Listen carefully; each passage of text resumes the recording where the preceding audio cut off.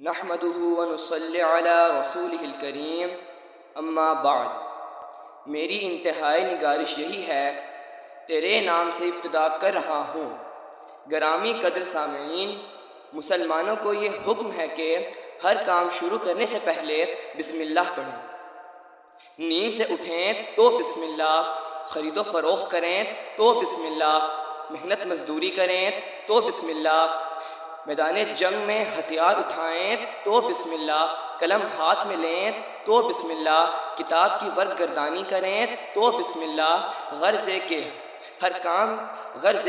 ہر کام کے آغاز سے پہلے بسم اللہ پڑھنے کا حکم دیا گیا ہے۔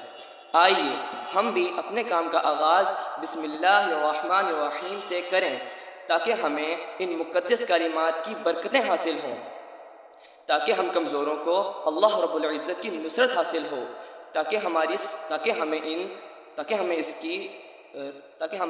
ہمیں اس معیت و رفاقت کا احساس ہو، تاکہ ہماری اس کاوش پر اس کے پاک نام کی مہر لگ جائے۔ وما علینا الا البلاغ۔